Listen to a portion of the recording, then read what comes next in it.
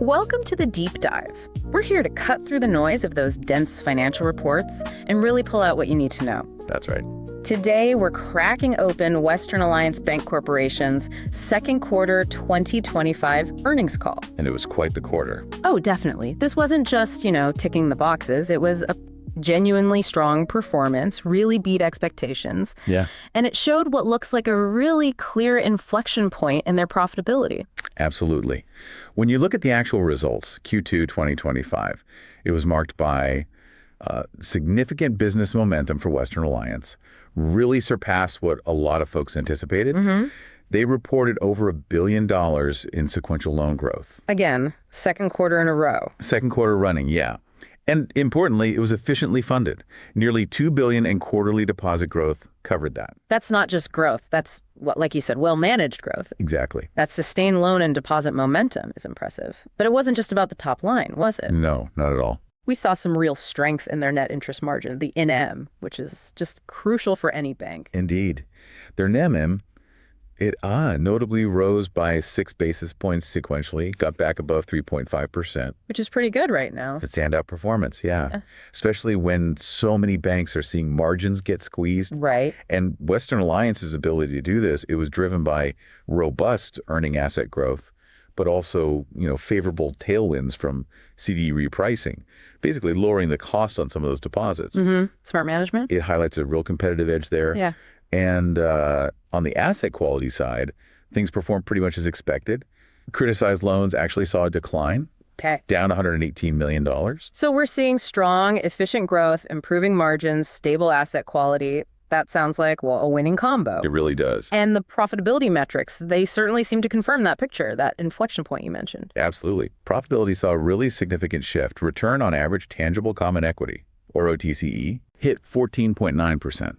And return on average assets, ROAA, reached 1.1%. Wow.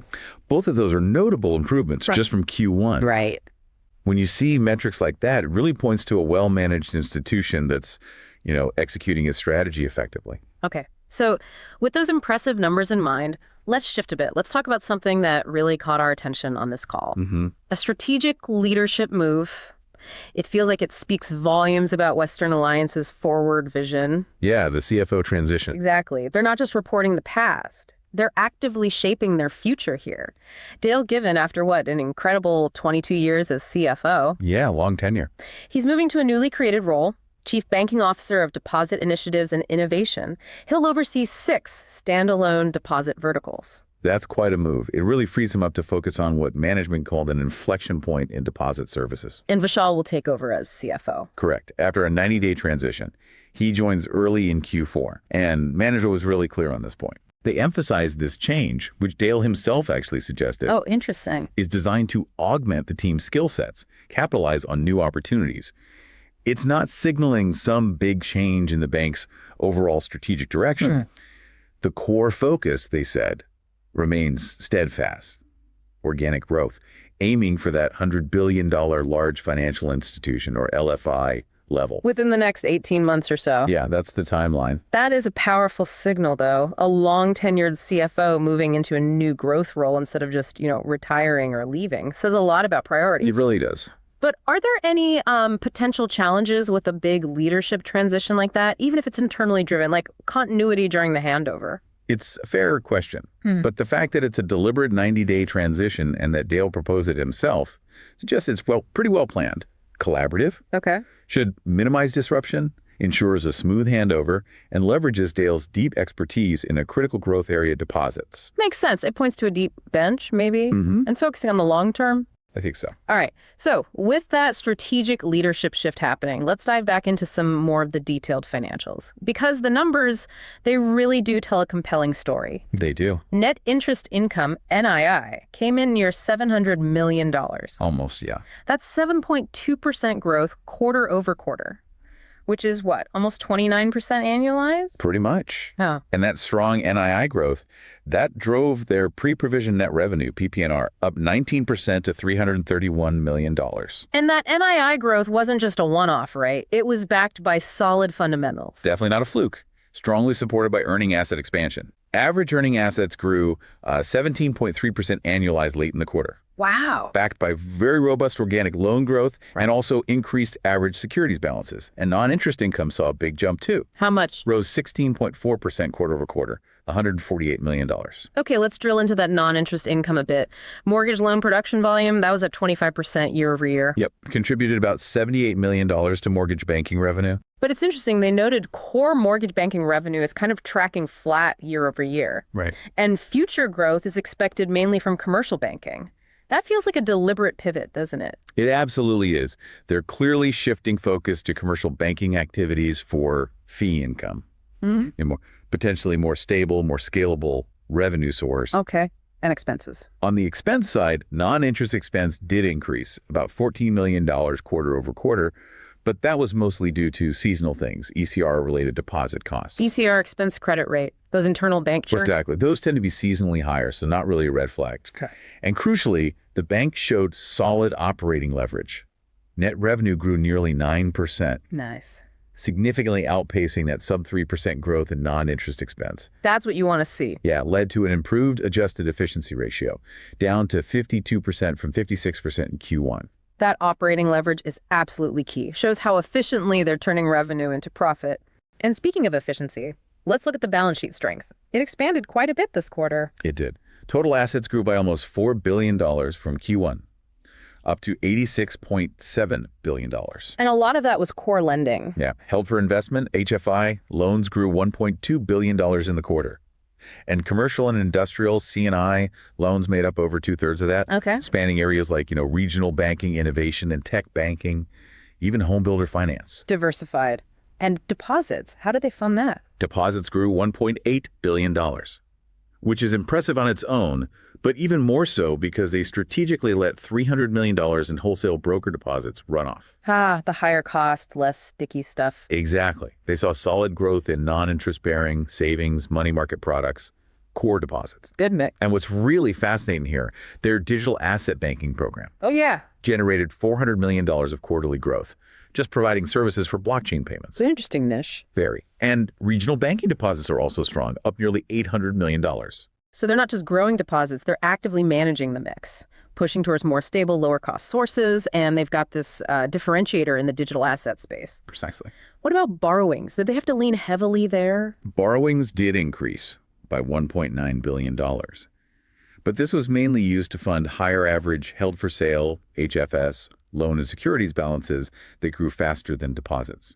So proactive balance sheet management. Seems like it. And if you connect this to capital, total equity grew to a pretty robust $7.4 billion. Mm-hmm.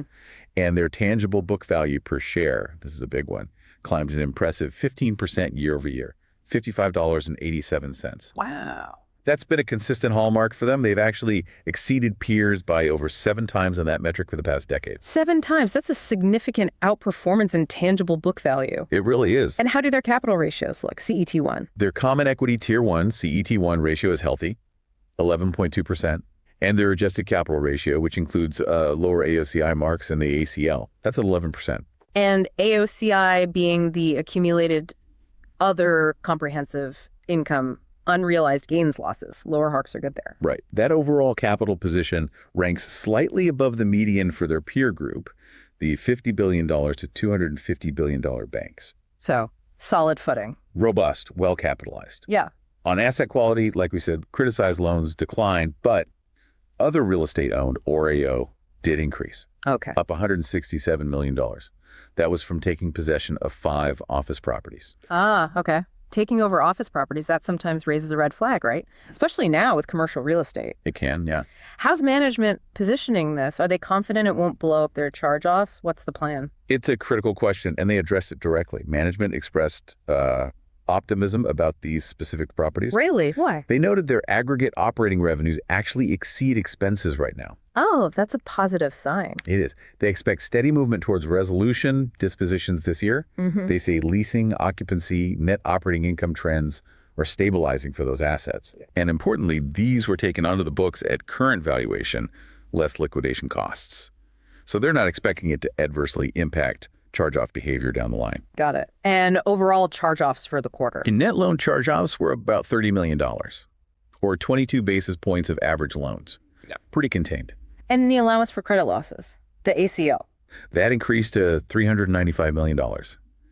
The ACL to funded loans ratio is 0.78%. Now, they did talk about why that ACL ratio might seem lower compared to some peers, right? They did elaborate, yeah. Mm-hmm. They explained it's mainly because their portfolio is concentrated in what they call low-loss loan categories. Meaning? Think loans that historically just have a much lower chance of default, maybe well-collateralized commercial loans, not riskier unsecured consumer stuff. Okay. So they argue they don't need to set aside quite as much cash for potential losses as banks with maybe a different mix. Right. In fact, they said when you factor in their additional credit enhancements, their effective reserve coverage actually translates to about 135 basis points on a normalized basis, which is quite robust. Okay, that adds a lot more color to that ratio. Here's a very deliberate approach to their loan book. Mm-hmm.